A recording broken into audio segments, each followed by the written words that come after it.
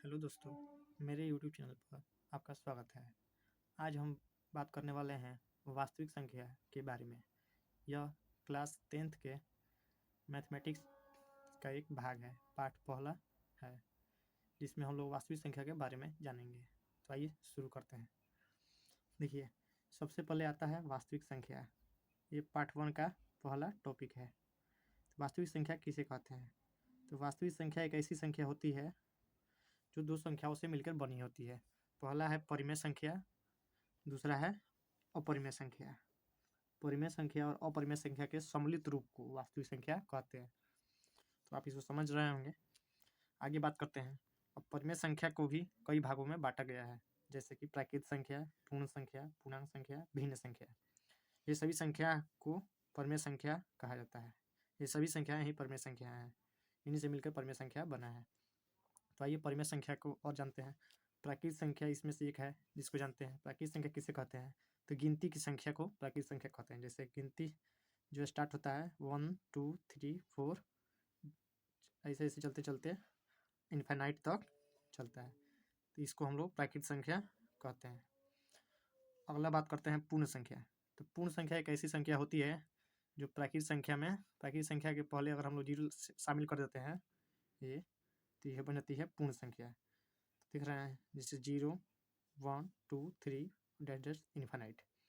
पूर्ण संख्या जो स्टार्ट होती है वो 0 से होती है, और प्राकृत संख्या जो स्टार्ट होती है वो 1 से होती है।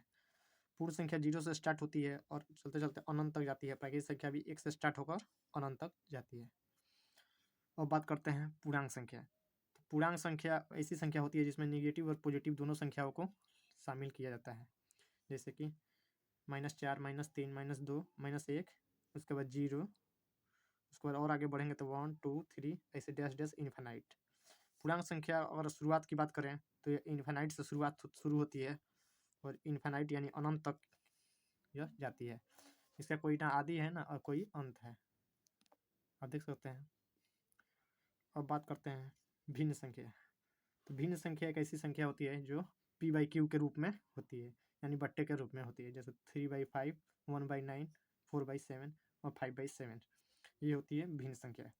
अब बात करें इन चारों संख्याओं में एग्जाम में अक्सर सवाल पूछे जाते हैं, क्या प्राकृत संख्या सभी प्राकृत संख्या परिमेय संख्या हैं? एग्जाम में हमेशा सवाल पूछे जाते हैं, क्या सभी प्राकृत संख्या परिमेय संख्या हैं?